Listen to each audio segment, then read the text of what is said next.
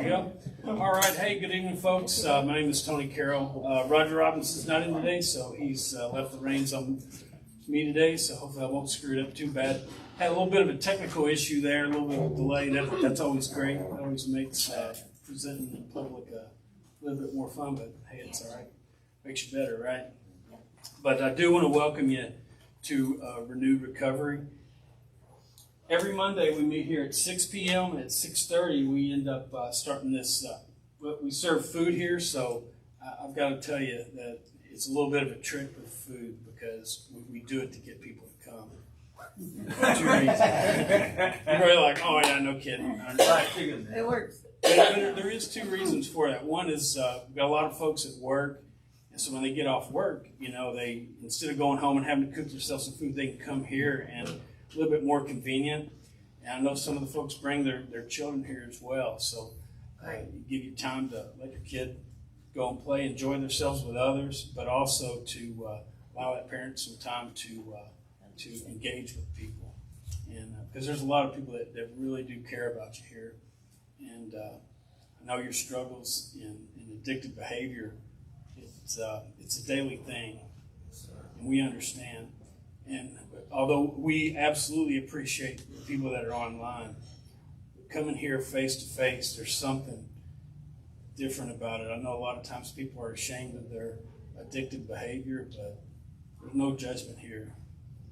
And there is something to be said for actually coming on site and talking face to face with people and getting to know. And when you get to see some people coming in more than a few times, so it really it's very encouraging for us. So we welcome you to come in here. So we're at First Baptist Church Sweetwater in the fellowship hall. We got food. Now I'm telling you, if you don't eat all the food, it gets thrown away. So don't feel bashful about making a plate or even telling the people back there. I used to work back there, and then they hauled me up front here. So that's what I'm doing now. But I need it, and because I've got addictive behavior of my own that I'm dealing with, and it's been monumental in understanding that. And I've only scratched the surface on that. But I do want to reiterate, don't be bashful about telling those ladies and gentlemen back there, hey, make me a plate. Because when I was working back there, I hate throwing away food. I don't know if you guys hate that, but I hate throwing away food. And we throw away a lot of food there. And it's good food from Donna's, what do you call it? Donna's Cafe, yeah. And it's amazing. So we're so thankful for them. All right. Well, I think I've done my spiel up here. I can't think of anything else. I did write Scott's name on here because the last 3 times I've been up and Kiwanis are here, I've messed up the name. So I went over there, shook his hand, looked him in the eye, and I wrote his name here too so I wouldn't forget. But let's welcome Scott Shaw up here. He's got some stuff to say.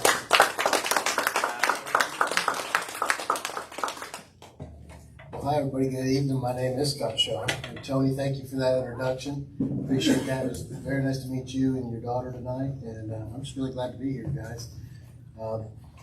If you're watching online or not, maybe you'll watch a recorded session of this. Miss you, pal. And thank you for the invitation to come and share some experience. Let's just open with a prayer. Father, we just thank you so much for your goodness and your love, and we just ask and invite you into this time, even though we know that you are here. We formally ask and invite you. We use our self-will and free will to invite you into this time. Open our eyes, our ears, our minds, our spirits to gain whatever that you would have for us tonight. We thank you for being with us, and we're just very grateful, and we thank you for your love, mercy, and kindness and guidance and all the things you do for us each day. Amen. Okay. So, Roger and I kind of talked about what the next upcoming lesson was going to be, and he mentioned that it was going to be relapse. And I said, well, I'd like to talk about prelapse. Yes. Yeah. Because there is such a thing, and it's not talked about a whole lot. And what prelapse is just like when I first get into recovery, I've got a soul sickness. I've got a spiritual malady. I've got a spiritual sickness. That's what, and the symptoms, if you've got a sickness going on, you've got symptoms of a sickness usually, right? Symptoms of the spiritual sickness are restlessness, irritability, discontent, selfishness, self-centeredness, driven by fear. I don't even necessarily know that those are the things going on, but they manifest themselves in having trouble with personal relationships, can't control my emotional nature, prey to misery and depression, can't seem to be of real use to other people, can't seem to make a living, at least consistently rather. So those are kind of some of the markers of the soul sickness, And I'm going to read some things tonight out of a book that's kind of the origin of where the 12 Steps of Recovery came from. If you want more information about what this book is and where I'm getting this information, you can see me after this. I just read a few things out of here that kind of describe the mental state of mind that happened before an actual relapse. Because relapse, in my experience, is an event that's already, that's just a kind of a after effect or a product of a prelapse. Okay? So the prelapse is avoidable. And if the prelapse is avoidable, guess what? You'll never experience relapse. Yes. Right. And the prelapse is only avoidable based upon my spiritual condition. This thing keeps getting lower and lower. I think I'm just going to say But, my own experience is when I first got into, came into a recovery 12-step program, I was just shown, these guys asked me if, I wanted to get well. And I said, yeah. And they said, would you do anything to do that? Would you go to any lengths? And I said, yes, I would. And some of the things that they suggested to me, as a matter of fact, most of the things that they suggested to me did not make any sense to me at all. They didn't seem logical to me, and they certainly didn't seem like any fun. It seemed like a lot of work, but not only was it a lot of work, it seemed like a lot of work for nothing. It seemed like they were telling me that this magic trick was going to happen if I did this work. And that I would have this awakening, they told me, this spiritual awakening, that basically what they were telling me is I'm in a spiritual coma. And I needed to be awakened spiritually in order to recover, right? Because here's the thing that I did not know, and this isn't talked about a lot either. If I'm thinking about drinking or using or whatever that is, then that is doomed to repeat itself. If I'm thinking about not doing it, I'm not going to use, I'm not going to drink, that's still thinking about doing it. Because, see, it's an obsession of my mind. See, I'm not sitting around each day thinking about drinking Coca-Cola or thinking about not drinking Coca-Cola. That's not something I sit around and do. Does that make sense? I'm trying to give an illustration. I don't sit around and think about digging up earthworms or not digging up earthworms. If I thought about that all the time, I told you guys I was having this problem with thinking about digging up earthworms, and now I'm going to stop, and I'm never going to dig up earthworms again. I don't even want to think about it, but I can't stop thinking about not thinking about digging up earthworms. You'd be like, dude, there's something wrong up here. There's screws, right? But what's weird about that is with this addictive behavior that, like Tony talked about, that seems perfectly natural to me. Because it's happened for so long, I really don't know that it's abnormal or different. Until I had this awakening where suddenly that thought's not there. So what happens then is if I see that thought start to pop up periodically, let me put it this way. If I start to see it come up periodically and I actually pet it, or romance it, I dance with it a little bit, instead of immediately going, God, remove that lie from my mind. That is a lie. And that's not my natural reaction. Just like if I were to put my hand on a hot stove, I would my automatic natural reaction should be pull my hand from that hot stove. I react sanely and normally. And I don't go, I don't do that. But my mind, when it's not in right spiritual condition, will do exactly that with the thought of whatever my mind and mood altering substance of choice is, drinking, alcohol, drug addiction, whatever that case is, whatever, and I'm just using a few. There's a whole broad spectrum. And really, they all boil into one cauldron, if you may, and they are simply an effect or a remedy and solution to the spiritual malady, the spiritual sickness. But they don't work. It's an illusion of a solution, right? So I'm kind of going into this. I'm preloading it, if you may, for this. So what I have to do in order to find recovery from that state of mind. So I'm a recovered, I'm recovered from a seemingly hopeless state of mind, body, and spirit. Notice I said seemingly hopeless. To me, it was hopeless, and it's seemingly hopeless to those that don't understand. But there is a program of actions that I can take. And basically what it is, you've probably heard this all your life, just cooperate with God. Cooperate with God. This is a co-operate. So me and God co-operate together. And I take some actions, and God does the heavy lifting. Mm-hmm. So it's a deal between me and God. And I go, okay, I'll humble myself. I'll do these things. And God says, I'll relieve you of that obsession of mind where you constantly think about drinking and constantly think about not drinking or how you're going to avoid it. Meanwhile, driving the car in the ditch, looking at the Budweiser sign going down the road, right? Because I can't get it off my mind. I don't have the power to relieve that thought from my mind. But there is one who has all power, and that one is God. Yes. And that's the only thing that brings us out of that. But there's some certain things I have to do. See, I didn't want to do those certain things. I just, you know what? A friend of mine told me a story one time. He told me about a little girl. This is kind of a metaphor. He told me about a little girl that had a splinter in her finger. And she comes screaming, running into her daddy. She said, Daddy, I got this splinter in my finger. And he put her up on the counter. And he got the peroxide. And he got some cotton balls. And he got a pair of tweezers. And a box of Band-Aids. And as he set her down on the counter, he got all these things organized. And he picked up the tweezers. And she said, I just want the Band-Aid. Isn't that what that was me? I just want the Band-Aid. I don't want to go through all that. I just want the Presto's Holy Spirit magic fairy dust on my head and kneel down at the altar and never have this happen to me again. All right, and listen, it may sound funny, but that's really what I thought, and I actually thought I seen that happen in other people because I didn't see the dedication and the disciplines that went along with their life, and perhaps God was fronting them. I like to say it that way because He knew that they would follow through with the disciplines, but He also knew that I wouldn't. I'm gonna take it. I'm a something for nothing kind of guy. I want to take it, and then I want to play around with it. And see, God knew that about me, right? So I had to take some regimented actions that other people had taken to get this awakening. Another really neat part about that is all that hard work. Guess what it does? It produces something in me. Now I got skin in the game. Now I want to protect that gift. Mm-hmm. Now I want to protect that gift at all costs. I don't want to lose that gift. I worked real hard for it, and it's easier to maintain than to start. It's much easier to maintain. But what's strange about me in nature is I start getting really good, and for some reason I just let up on the action of the things that got me there. And I don't know why I do that. I really don't know why.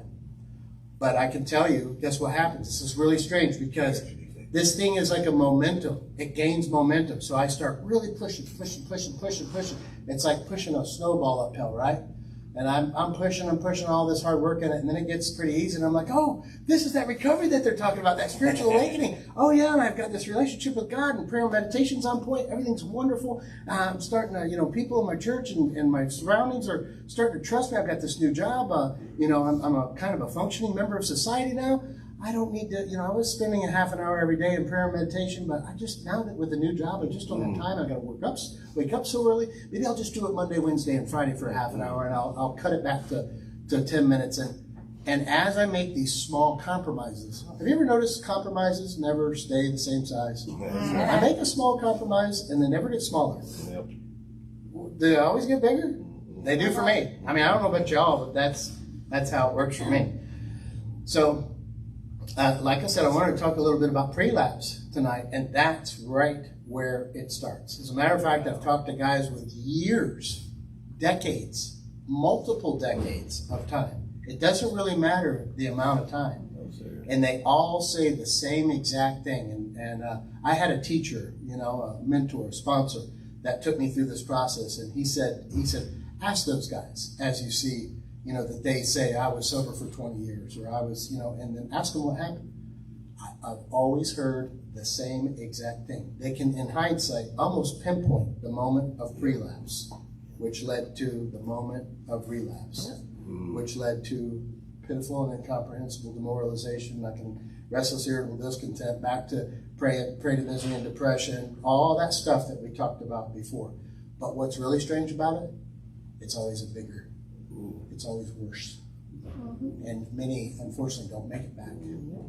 So I'm gambling with a rattlesnake that I don't know if I'm going to live or die from the bite. I don't know. I'm not guaranteed that. Yes, sir. But I am here today. You're here today. And that means we all got the same shot because we're inhaling and exhaling. That means we all got the same shot today to maintain and grow this spiritual condition. Here's something really interesting about the spiritual condition that I've found is I cannot maintain it without growing it. That's right. I can have an illusion of maintaining it without growing it, but I really can't maintain it without growing it. And I can't really grow it without maintaining it. It's really the strangest thing. So I got to do the disciplined, consistent, intentional, deliberate, repetitive actions. That may seem mundane sometimes, but if let's say I was a diabetic, okay, I'm just going to use this as an illustration, and I had to check my blood sugar and regulate my insulin daily in order to stay free from complications from that chronic lifelong illness, right? It's incurable, but it's treatable, right? That's kind of the way I look at what's going on with me. It's treatable, but it's incurable. And my treatment for it is daily, just like that. Now, what if the diabetic decided that, well, I don't know if I'm that diabetic. I'm feeling so much better. I've been on this insulin for 2 years now. I've done it every day, and my life is so much better now. What's going to happen? You're going to see him come in here with leg removed, or he's going to have serious complications and possibly death, depending upon how much he will come to grips with what he needs to do on a daily basis. And the way that I see this is really no different. So I'm going to read a few things out of here. First thing I'm going to read is this is a description of what I should begin to experience once I have that spiritual awakening and I'm living in that, right? And we have ceased fighting anything or anyone, even alcohol. For by this time, sanity will have returned. That doesn't mean I'm completely sane. That just means that I'm not obsessing about drinking or using or not drinking or using, which I already described is all an obsession of the mind. If you look up the word obsession, it just means a thought or an idea that abnormally preoccupies the mind. I can obsess about work. I can obsess, I kind of got that. I can do that with just about anything. But these things, they're too dangerous, and I've got to have God remove that obsession. He'll do exactly that if I'll follow His protocol. It's not my protocol. It's not Roger's protocol or Tony's protocol. It's God's protocol.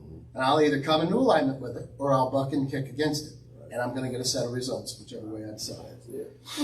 So this is kind of what it looks like, right? And we have ceased fighting anything or anyone. Wouldn't that be great to be in that kind of place? Mentally and emotionally cease fighting anything or anyone. That's the promise of doing this work. Wait a minute. I thought we were here for alcohol and drugs. Yeah. There's a whole lot more to this.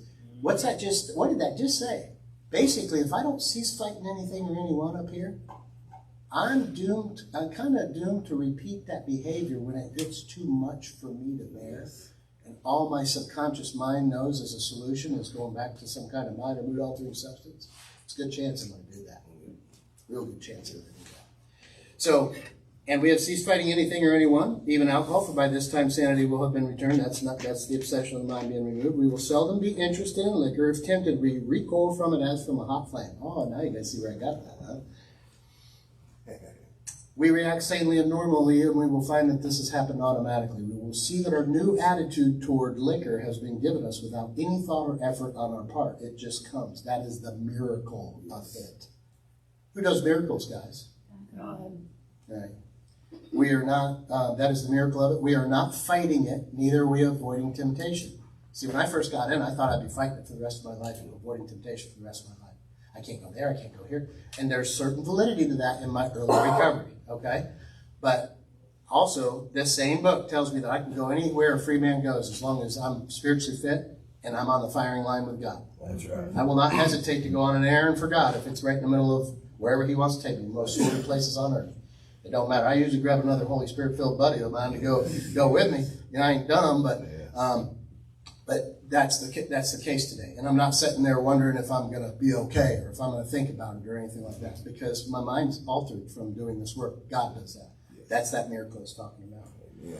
We are not fighting it, neither are we avoiding temptation. We feel as though we have been placed in a position of neutrality. If I'm placed in a position of neutrality, does that sound like something I did?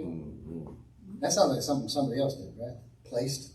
Right? If they placed you in a position at work, like the boss did that, right? Same deal here. Yes.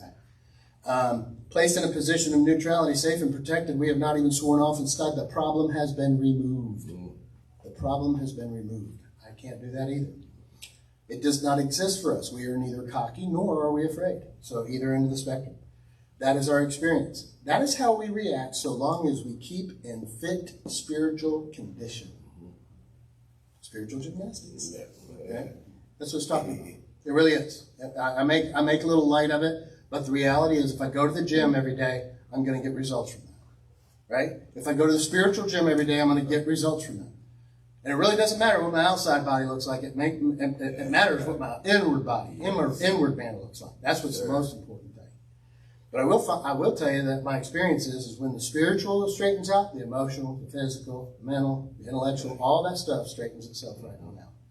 Because this guy up here talking to you that may sound articulate and all this stuff, when I came in here, I was chewing on my tongue.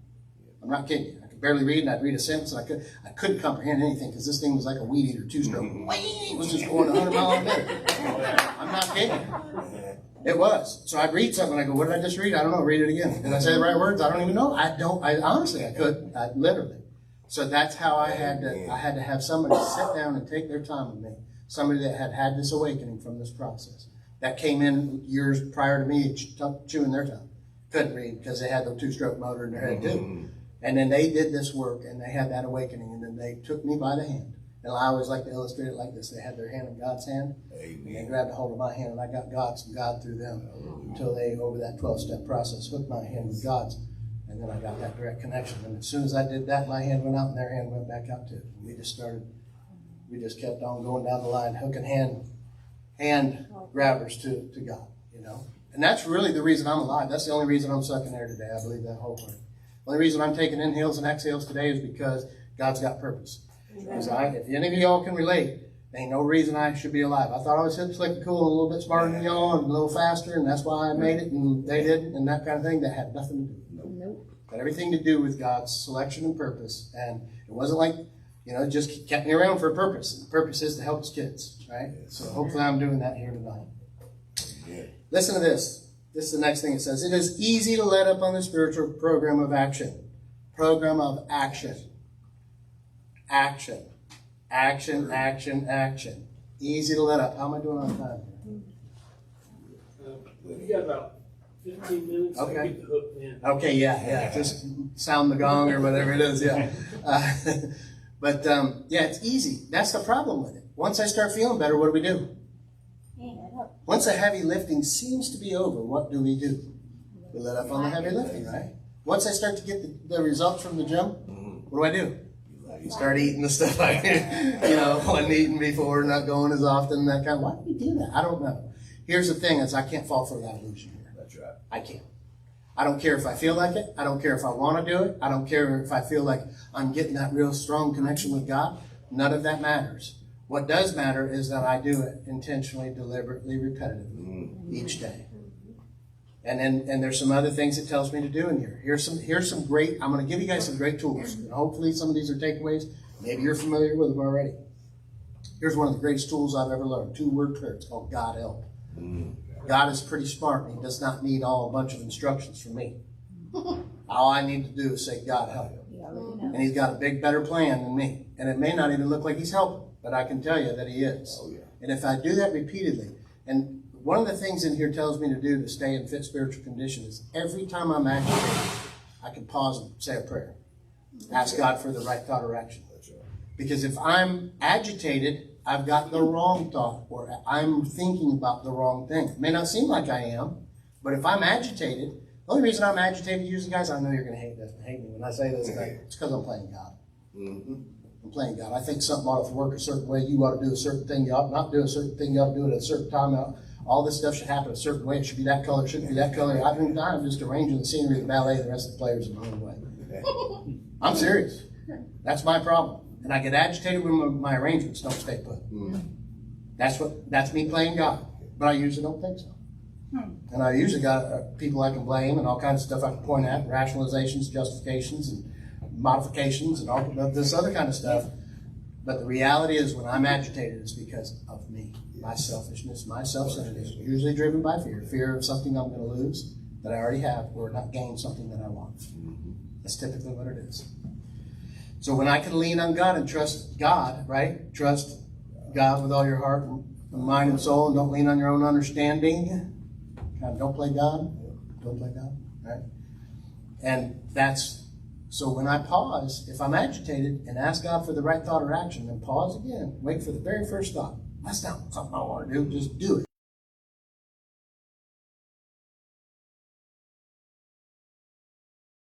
And I'll do this constantly throughout the day, humbly say that to myself many times each day. Guess what? I'm going to begin to have a different experience. You don't believe it? Think it's malarkey? You think, oh, it sounds kind of whatever. Why don't you do it like a science experiment? Try it for 30 days. Rigidly, repetitively, every time you're agitated, ask God to give you the right thought or action. Wait on the thought that comes. Entertain that thought. Think upon those things, and then maybe put that into action if it's an action. Remind myself I'm not running the show, I'm not running the universe, and humbly say, thy will not mine be done. And do that repetitively. And if it don't completely radically change your thinking in your life, and you don't start to get in a fit spiritual condition, throw it in the trash can. We don't do stuff around in recovery that don't work. That's right. Right? We do stuff for the results. Yes. But there are certain things that God will do for me, but He's not going to do the things that I can do for myself. Because that would damage me. And if I know that my child, I've got 3 sons and 3 grandsons, and I know I can do something for them, I know I could easily do it. But I know that by doing that for them, it's going to damage them. It's going to keep them from becoming a man. It's going to keep them from their destiny. It's going to keep them from doing what they need to be able to do and to navigate through this life. I ain't going to do it for them. If they fall flat on their faces, I'm going to help them butt. But they're going to have to do it. They're going to have to do that part. But I will do for them what they can't do for themselves. If I have that within my power, and I don't have that within my power. But I know one who has all power. Almighty. And that daddy, okay, he'll do for me every single time because he has an unlimited resource of power. Yes. But he's not going to do for me what I can do for myself because that would be damaging to me. Thank you, Lord. I appreciate that. Yes, sir. So here it is. It's easy to let up on the spiritual program of action. Doesn't that kind of stink? Why is it so easy to let up on the spiritual program of action? But it is. It's easy. And rest on our laurels. Laurels are past achievements. That's what I did back here. Oh, yeah, I already did that. Yeah. Oh, yeah, I know. Fatal words. Pre-laughs on the way. I know. You know what you need? Oh, I know. You need to pray and meditate. Oh, I know. You need to improve your conscious contact with God. Yeah, I know. Okay, glad you know. Rest on our past achievements. Listen to this. We're headed for trouble if we do, for alcohol is a subtle foe. Let me define those words. Subtle means undetectable. You know what a foe is? Enemy. That means that thinking is an undetectable enemy. When it comes back, I don't even recognize it's back. Because I had such a history with it. I don't even, if I'm in fit spiritual condition, I may recognize it the first few times when it comes. But if I start petting it, doing that thing to the hot stove, in a very short period of time, I do not recognize the abnormality of it or the momentum of it gaining, and how many times it's starting to come into my mind. And I wonder what those folks are doing. Right? It's not even going to hit me with the drink. It'll say, I wonder what those guys that I used to drink with are doing. I wonder what they've been up to. I wonder if they still go to that pool hall down the road over there. I ain't thought about drink. Guess what? I'm thinking about something surrounding the drink. It'll start with me there. It'll come over here. Oh, if you can't get me over there, it'll come over here. And it just it won't wear the pink dress this time. It'll wear the polka dot dress. It'll come over here with the blue dress. It'll come at any which way. But I'm no match for this thing. My only thing that I can do is first of all, prepare, cultivate a spiritual condition, and then keep that infant spiritual condition. Anybody ever had a garden? Yes, sir. What happens if you don't go out there and tend that garden? Yes, sir. It's gone, ain't it? It's gone. What happened to my garden? Right? What happened to my sobriety? Right? Yeah. Seriously. It is just like that. Now, you're not sitting inside thinking about all the weeds that are growing, the bugs that are coming, the rabbits that are chewing out your sweet potatoes and all that. You ain't thinking about none of that. But when you go out there and look, that's what's done happen. If I tend to that, that's not going to happen. Right? This is the same principle. It's easy to let on the spiritual program of action and rest on our laurels. We are headed for trouble if we do. For alcohol is a subtle foe, undetectable enemy. We are not cured of alcoholism. That means I have an incurable but treatable. Yes. That's all that means.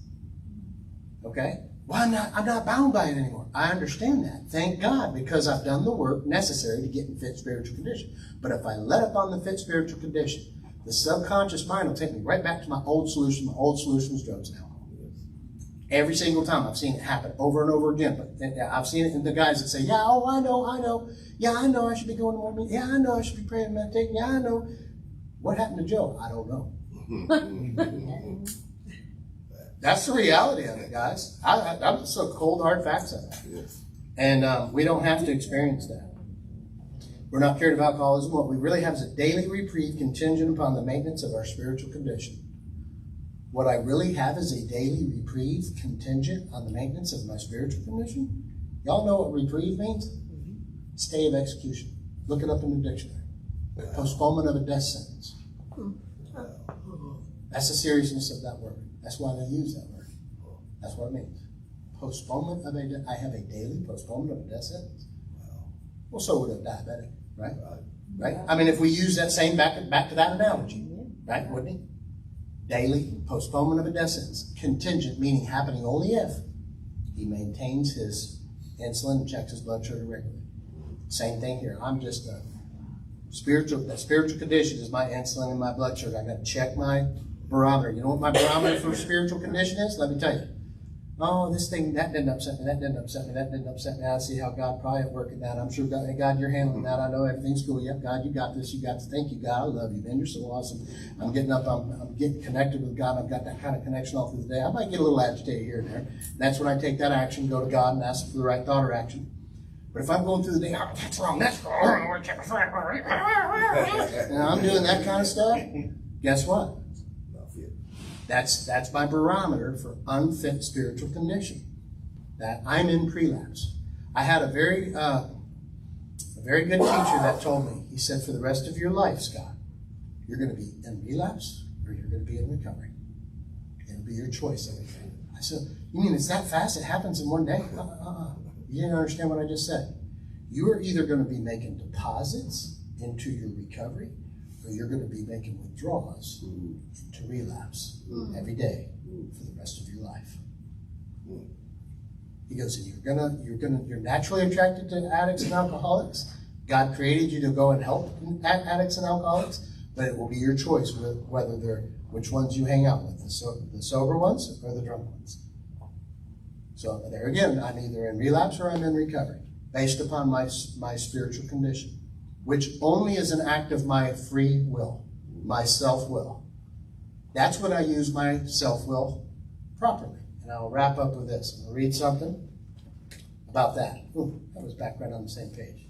Read that first, and then I'll go to this other thing. Every day is a day we must carry the vision of God's will into all our activities. How can I best serve thee? Thy will, not mine, be done. These are thoughts which must go with me constantly. We can exercise our willpower along this line all we wish. It is the proper use of the will. All of a sudden, now I see what my will is for, my willpower.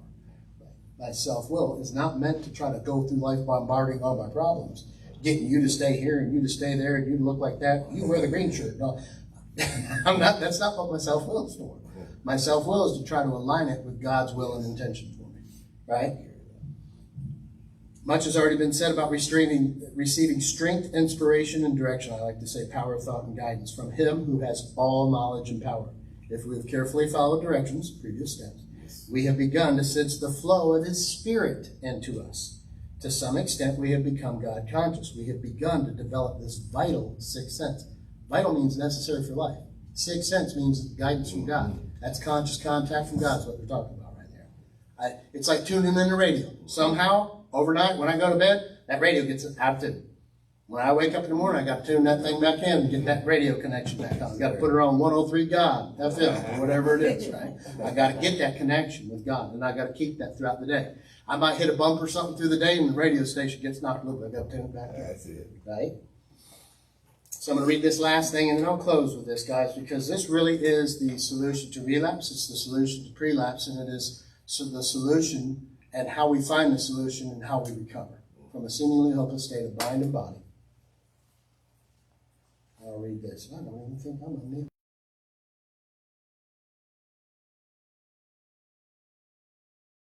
to need. Over here, it says right here, it says, it is when we try to make our will conform with God's that we begin to use it rightly. To all of us, this was the most wonderful revelation. And then in squiggly writing, they told me to pay closest attention to squiggly writing italics. Our whole trouble, that's a pretty broad statement, right? Our whole trouble had been the misuse of willpower. We had tried to bombard our problems with it, blame God, instead of attempting to bring it into agreement with God's intention for us.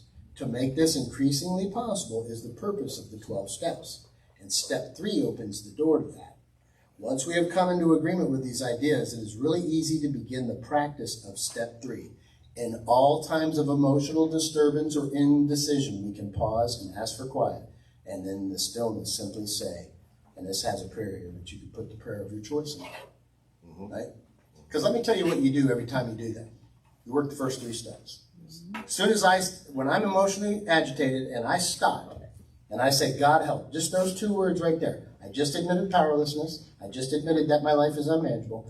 I obviously believe in a power greater than myself, or I wouldn't be reaching out to him, and I'm turning my life and my will over to the care of him, or I wouldn't be asking for it. Yes. So, guys, I really appreciate being here tonight. Tony, you want to close us out?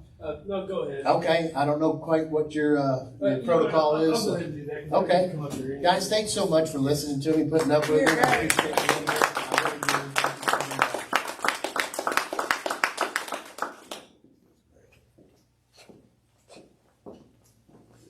Scott, thank you so much. That was amazing. Well, that's a good illustration of tools that we can. I'm not going to say actually use, because I mean that is such an amazing tool, because a lot of times we think of the relapse just like a car crashing into a wall. If you have some kind of warning, at least you can start putting on the brakes a little bit. But there's a lot of amazing stuff. I love the analogy that the hands connecting somebody to God, because that's what we are as believers. We're representations of Christ, and we help lead those people. One analogy my wife had brought to my attention I thought was amazing, and it was a glove analogy. It's like the glove, the leather itself is dead, but the hand of God is in there alive. Oh, yeah. And it's like we're a tool for God. He doesn't need us, but he lets us do that. Isn't that amazing? Yes. All right. Well, I better sign us off here, everybody. Thank you so much. We're going to encourage folks to come in and see us. We'd love to see you out there. I know there's quite a few folks that do watch, and it's such a blessing. But thank you all so much for coming. And Scott, thank you so much for bringing your beautiful wife there and presenting. So it's amazing. So have a good night, everybody.